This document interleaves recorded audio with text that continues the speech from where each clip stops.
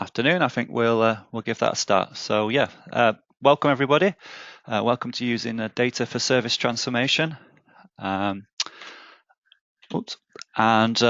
just like to introduce myself first of all. I'm Jason Brown, Marketing Manager for Qlik IT, and I'm here today to introduce Mark.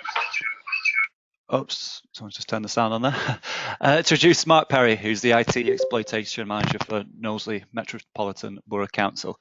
Now, what Mark's looking to share today is the change that he's driving through the use of data, specifically with a children's services example, but ultimately across Knowsley Council. Qlik IT are proud to have supported him achieve that change, both with the toolkit that we provide, and that's something called Qlik, which you'll see during Mark's demonstration, but also our expertise in empowering councils to drive transformation with that. So please keep yourself muted throughout Mark's presentation. If you do have any questions for me or for Mark, put them in the chat box and we'll answer those at the end of the session, okay? So yeah, we thank you for taking the time to listen to Mark's insights, and I'm sure you'll take a lot from the session today. So yeah, I'll pass it over to you, Mark.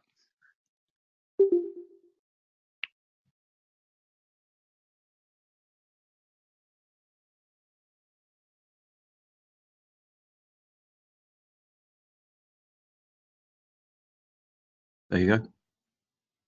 Oh, maybe I was muted when I said that. I'll just say it again. Good afternoon, if anybody didn't hear me. And for the keen ornithologists among you, again, the bird on my hand is a bateleur eagle. So there you go. As Jason says, I am the IT Exploitation Manager at Knowsley Borough Council. And I'm delighted to be able to do this presentation today just to tell you a little bit about some of the innovations that we've done with Qlik to try and drive some service change. A little bit about the borough, a few bullet points there. We're only quite a small borough within the Liverpool City region, but we've got big aspirations. We've got a corporate plan at the moment where we're looking to maximise our contribution to education, maximise our contribution to the health and wellbeing of our residents, provide high quality sustainable adult social care, accelerate business growth, new jobs and new housing, and create a sustainable borough. And I'm really proud to be part of the mission here at Knowsley to do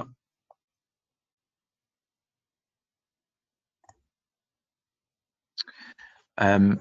So I'm going to just set the scene a little bit in terms of where we were and kind of where we've got to. So I guess like most children's social care teams, they've had a demand for information. So that's a little bit annoying, isn't it? Sorry. Previously the information was being delivered to managers once a week via Excel. So I think it was every Thursday the team managers within children's social care would get a spreadsheet with quite a lot of information in it, quite a lot of tabs. As I'm sure you can appreciate, the accuracy of the information when it's sent like that degrades very quickly. So, you know, around about lunchtime on Friday, the information is really out of date, and then sort of by Tuesday of the next week, it's really out of date. So it's not great in terms of keeping track of what's going on. Obviously, it's quite a time-consuming exercise to produce that. So if you've got somebody sat who has to combine a load of data sources into an Excel spreadsheet, and then organize the data, maybe do some pivot tables or some other sort of you know, graphical analysis, that does take quite a bit of time. It's also difficult with Excel to do any sort of post-processing, so there's not really the scope there to do some of the more clever things, some of the more useful things like trend analysis, such as highlighting problem areas that you have that you can show with your data. It's quite hard to do those sort of things. Excel wasn't really designed for any of that. So we had to look at a different way of doing things. And the different way of doing things that we arrived on was Qlik. So what we created was a single children's social care operational dashboard. So this was a single place that managers could come to find out all the information about their service. Oh, looks like we're having maybe some problems with audio. I've just had a message flash up there saying that people are unable to hear. So I hope that gets resolved. As I was saying, we started to put together a single children's social care operational dashboard as a kind of a one-stop place for our managers to look at social care information for children's. They would have full visibility of cases, the assigned social workers and the teams that they work for. We were also able to use the technology to refresh the data once every 24 hours. So that goes back to what I was saying about the accuracy of the information degrading. By doing it this way, we're able to keep the information relatively up to date. There was the option to refresh even more often than that, but we found that had a detrimental effect on the performance of the case management system because of we didn't really want to hit in the database every few minutes during the day. So we found that if we did the refresh around about 5 or 6 in the morning before everybody starts work, and that worked really well, and everybody was happy with that result. The outcome or the outcomes of what we did, we did see a significant reduction in the average amount of time it took to assess new cases, which was great. I think that started off over 30 days it was taking, and by giving the information through Qlik and keeping it up to date and refreshed every day, we were able to bring that below 20 days, which was fantastic. We also saw some improved performance management. So by having information about which social care workers had high caseloads, for example, the managers were able to identify who maybe needed a little bit more support in the work that they were doing to make sure that those caseloads came down. And then obviously the people that are keeping on top of things, you can support those in different ways as well. It gave us really easy visual recognition of problem areas. When I start going through the demonstration in a bit, you'll be able to see just how good that visual recognition is. One of the things we did champion as well was a data quality tab. So this goes back to the question of whether people trust the data or not. With kind of information systems like this, it's really important that the people that are using it have faith in the data. One way we were able to support that was to introduce a data quality tab so that managers could quickly see which records are missing key information, if end dates or close dates haven't been put on, or certain key demographic information that's really important to delivering a service, then those things can be quickly identified and fixed. And that just helps the overall quality of the data in the system, and just helps everybody to have that little bit more belief in what's been put in front of them. So I'm going to go through a few slides now showing you what the operational dashboard looks like, at a quick tour of it. These are slides, it's not a real-time demo. We thought that was a bit risky today. So I'll just walk you through the slides. If anybody did want a more in-depth demo, I'd be happy to do that. And we can arrange that outside of this.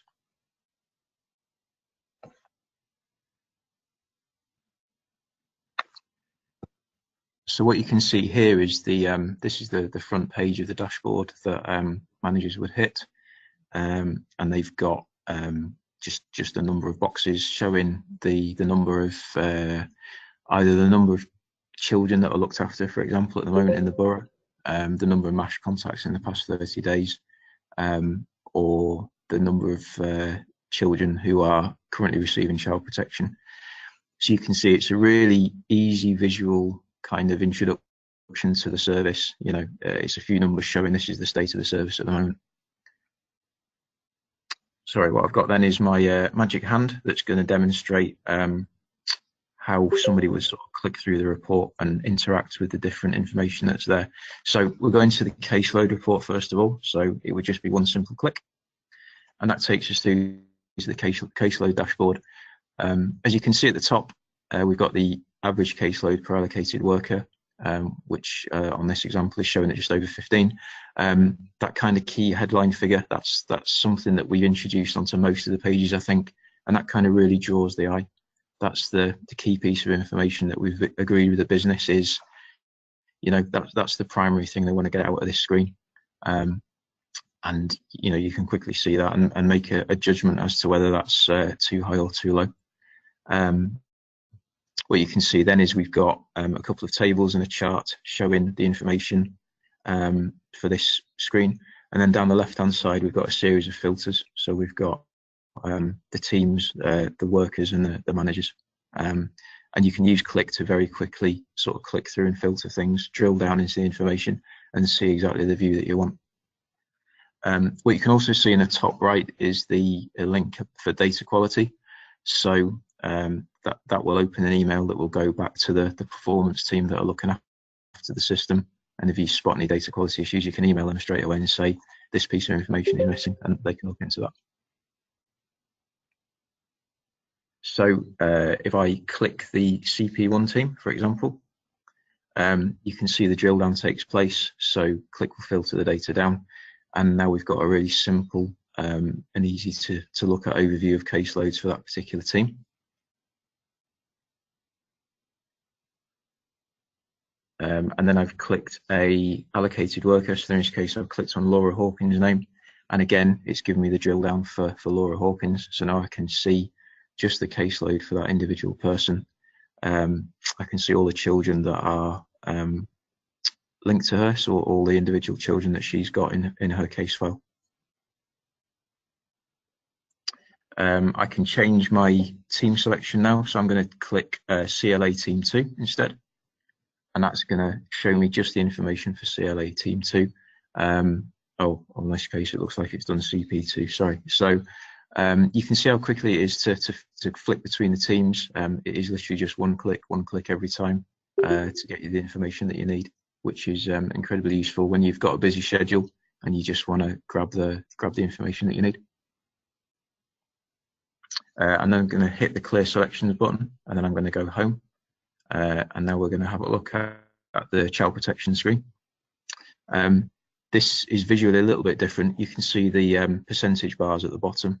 So we introduced this again as a visual aid to help managers see very quickly if there were any obvious problem areas with these different parts. So looking at this, we can see that pretty much everything is green, apart from the single assessments, where we've got quite a bit of red there. It looks like maybe 54 of the single assessments are in the red zone, which maybe isn't so great. So that's something we might want to have a look at straight away as a manager and find out what's going on there.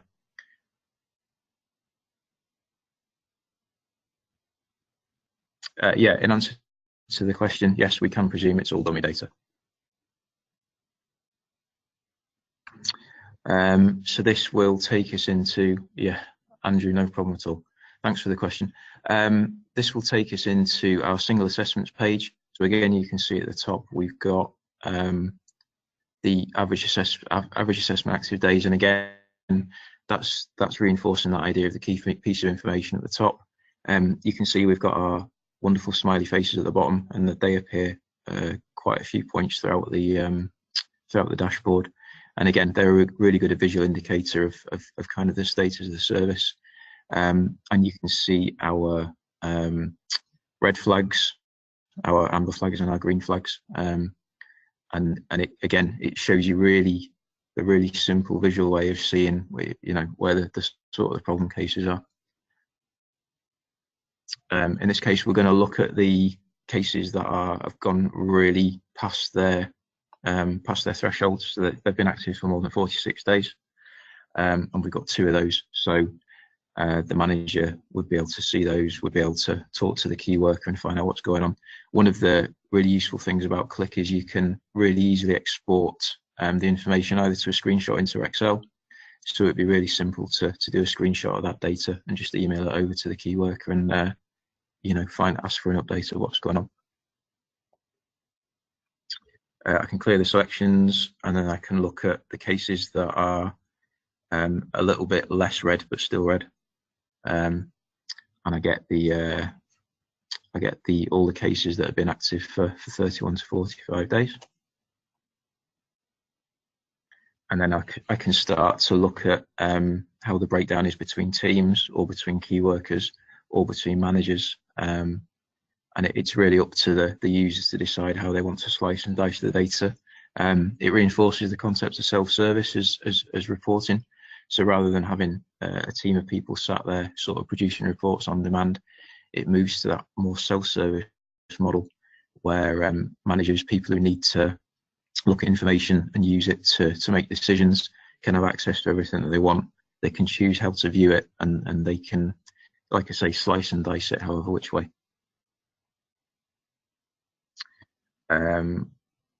So there I've clicked on a key worker, so I can drill down into the individual cases for a specific key worker as well. We're going to clear the selections and go home. I think we're going to have a look at the core groups. Again, nice green smiley face there, so this is all looking good. And again, we can drill into a specific team, CP1 in this case, to look at the information there. And then we can switch to CP2. So if I was overseeing the CP teams, I can use this to quickly switch between the two and find out what's going on in my teams. Back to the home page. The last thing we're going to look at is the virtual school. And we've got some information in there about attendance. And we can, oops, sorry, just flicked on too far.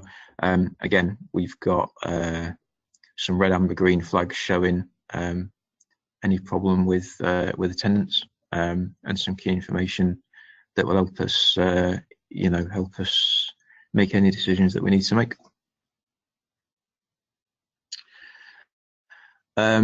Talk a little bit about some of the development and implementation challenges. I think out of those 6 bullet points, scope creep was definitely one that we suffered from. I would say that the dashboard we've got for children's social care has really grown since we started doing it, and it was one of those cases where it was like the floodgates opening. Once people saw a couple of the things that we've done, the demand for doing the similar sort of thing for other parts of the service really grew, and we had to be careful how we manage that.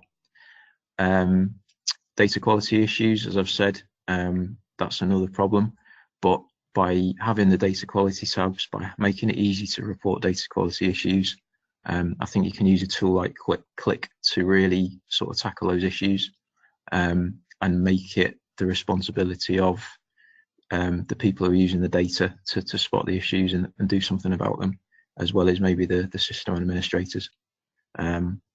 It kind of reinforces that concept that everybody's responsible for it, and it's, if it's maybe seen as an IT function, which it shouldn't be, then using something like Qlik to pass the responsibility on is really, really helpful. It also does support the rapid development culture, so we were able to prototype things really fast. Qlik itself is quite a simple tool to use when you get some good skills and knowledge in it. So if an area in children's social care had an idea about some information they wanted to show and how they wanted to report on it, we could take that feedback and we could put a prototype together pretty quickly and put something in front of them, which helps everybody have faith in the product, because people who are in charge, the managers in the service, can see that you're able to do that continuous feedback with them, which is fantastic. Yeah, there's a question from Andy Gardner that just popped up. So yeah, in answer to the question, the attendance data does come from a different source. The majority of information that we have shown you today comes from our children's social care system, but we did take data separately from our school attendance system and put that in as well. So what I've shown you there does have 2 different data sources, and it's really easy to handle multiple data sources. In fact, there's kind of a common sort of loading tool which works with pretty much every sort of common data standard that's out there, and it was very easy for us to take the information and load it in and get the refreshes working, and kind of take away any need for any sort of manual process. In terms of benefits, yeah, we've given all managers access to information in a way that they didn't have it before, in a more useful way, in a more real-time way. The data quality tab has helped to drive data quality improvements. We've saved time running multiple reports from source systems. So like I said before this existed, if somebody wanted to compare attendance data to children's social care data and do some analysis of both, that would have been quite time consuming to do, to get access to it, to do the load into Excel, say, and do the pivots, etc. Whereas this puts it all into one place and it's just there to grab. And yeah, the real-time information, reducing the demand for ad hoc report generation, which for me is really important. As councils are looking to reduce costs and achieve efficiencies, this is one way we can do that. We less and less have the luxury to have people available to do ad hoc report generation, and a self-service tool like this really promotes that way of working. We had some recognition from Ofsted as well after we did this. There's a nice quote from them. This was a summary of the findings of their monitoring visit back in 2016, and this was one of the things that they picked out as one of the key reasons why our children's services had improved. So that was a real positive for everybody that worked on this. We were all really happy to see how much recognition this had got, which was great. I'm now going to hand over to Jason as the presenter, and he will take you through the Qlik IT bit. Yeah, okay. James Rounce. Sorry, question from James Rounce there. Yeah, the requirements came from senior management within children's services. They were looking for reporting that would help them change their business, and that's what we were able to deliver. So, Jason, over to you. Cool. Yeah, thanks so much for that, Mark. That's really cool. So yeah, we appreciate you sharing that with us today. I think it's been a really good outcome for Knowsley. I think there's a lot more to come from you guys as well, so I think that's really great.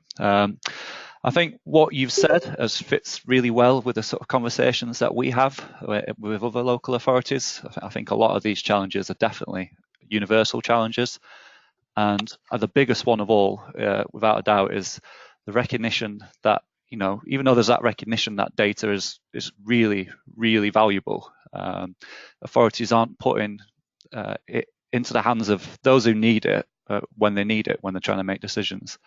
I think, as you've seen today with that remarkable turnaround with the Ofsted and the average time to assessment, when people have that right information, they become so much more effective in what they do.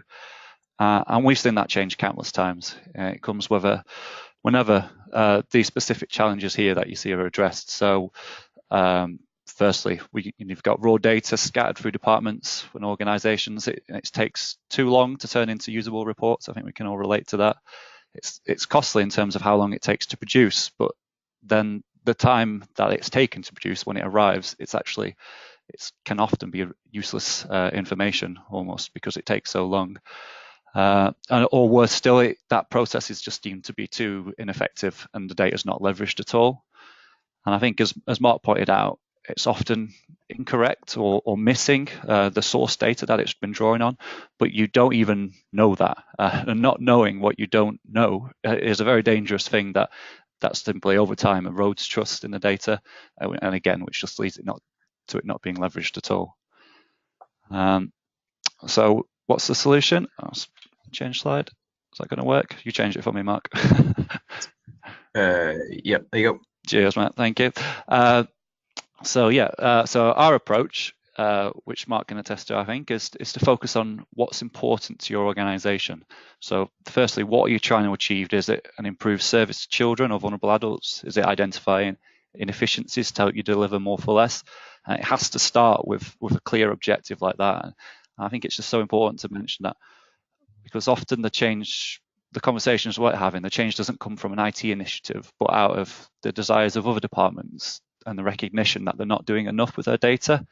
And when we get and start with those types of conversations outside of people in IT, it's just such a fantastic sign, because that shows us that there's real hunger to achieve those objectives.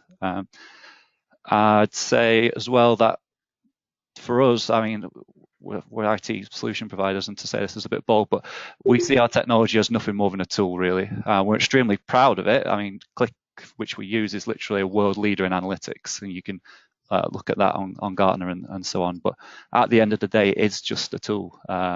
And I think our projects achieve their objectives like they have done at Knowsley and other councils is because of the experience in our team of working in collaboration with your teams and taking advantage of that knowledge and expertise and driving something that people want to use. And as just my last point here, I think it's worth pointing out that our approach is to address challenges quickly and iteratively. There's so many areas to tackle that it's important to have an impact as quickly as possible. And I think our mantra there is certainly that the perfect is the enemy of very good. It's to, we need to achieve what we believe in by powering people across the organisation to be involved in the process, to shape the solution that they get presented with in a way that fits inside the way they work and not the other way around. So last slide. Oh yeah, I've skipped too far. So yeah, just about wraps up. But if you've got any more questions for Mark, just get them in the chat box and we'll get them looked at. Yeah, hello again, everybody. So a couple more questions have just come in.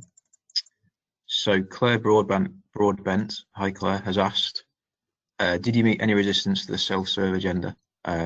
She's at Calderdale Borough Council. The answer to that is no, not really.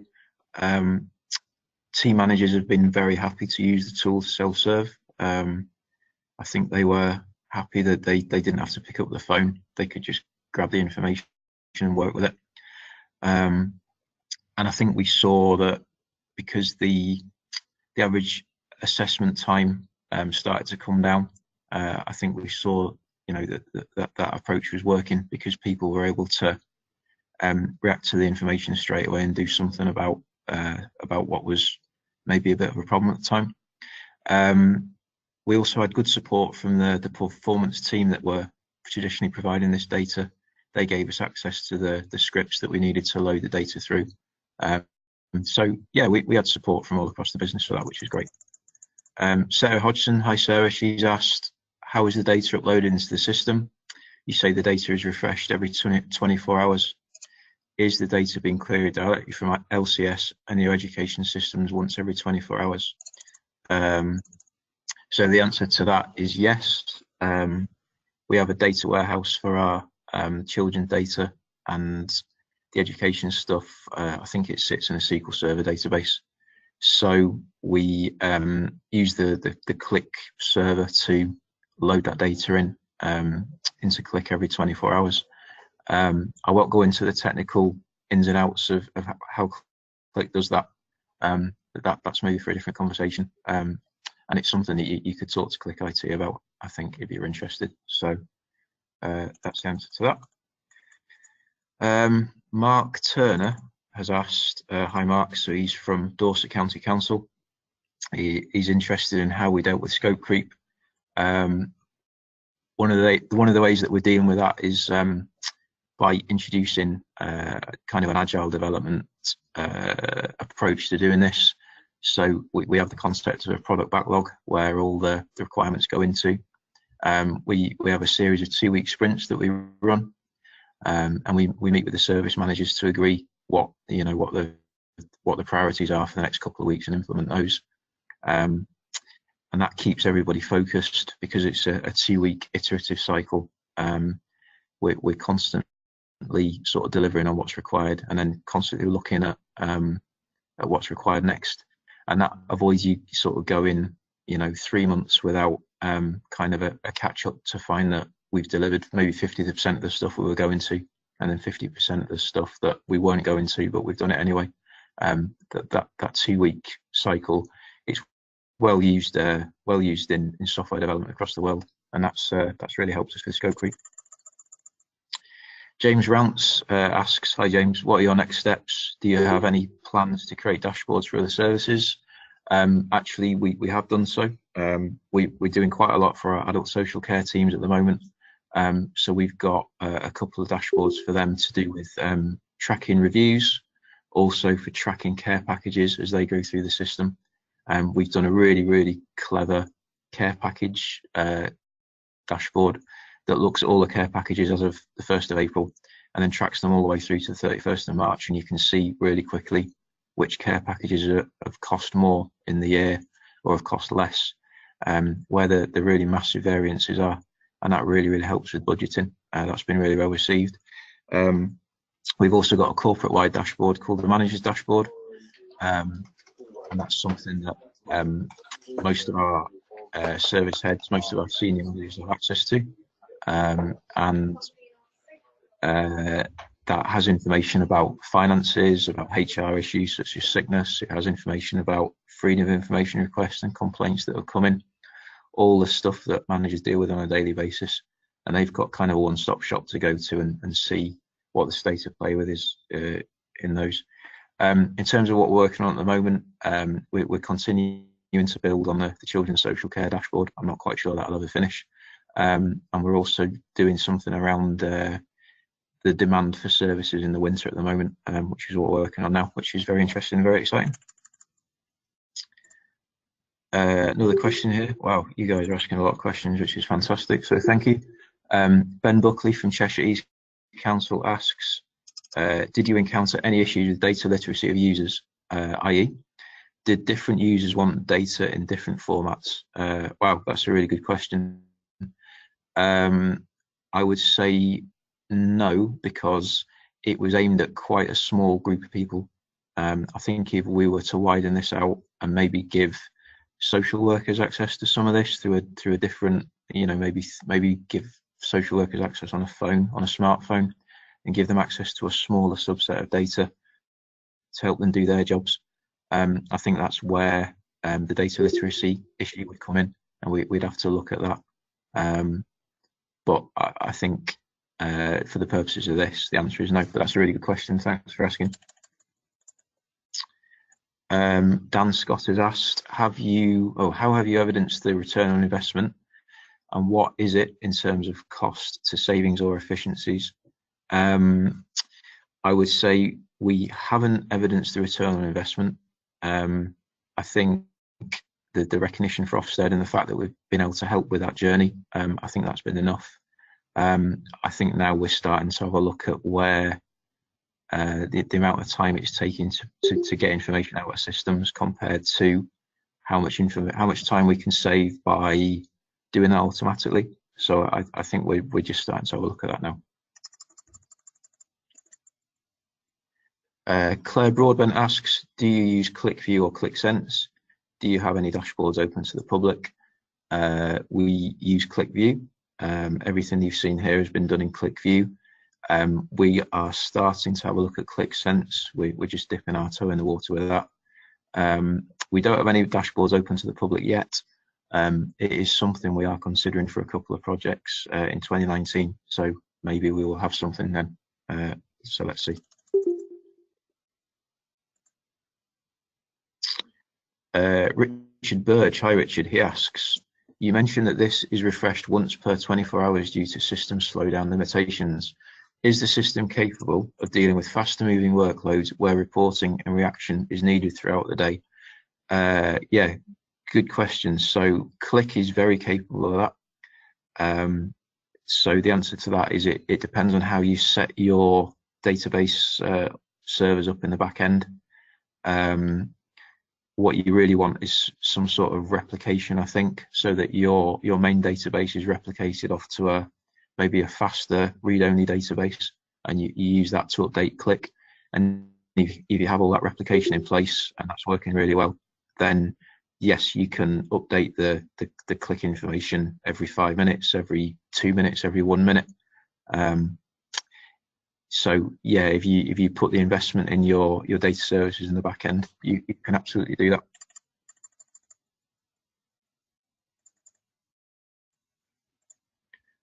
Sarah Hodgson asks, who has access? Is it down to frontline managers, or do all SW, I assume that means social workers, have access? It is just the frontline managers at the moment. Again, it's giving access to social workers is something we might do in the future, but we're not doing it now.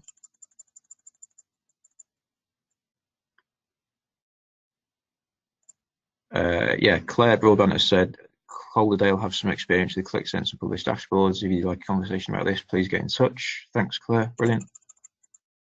And that is everybody's questions. Wow. So thanks very much. You dealt with that very methodically and knowledgeably, Mark. Thank you. It's good. Okay, cool. Well, thank you very much for everyone's time today. I hope you found that useful, and certainly thank you again to Mark for sharing his insight of us. I thought that was really interesting. Someone's just quickly asking there is if this going to be a recording. Yep, I have recorded it, so I will get that out as soon as I finished editing that, hopefully tomorrow. But yeah, that's looks like it. So thanks very much for attending, everyone, and speak soon. Cheers.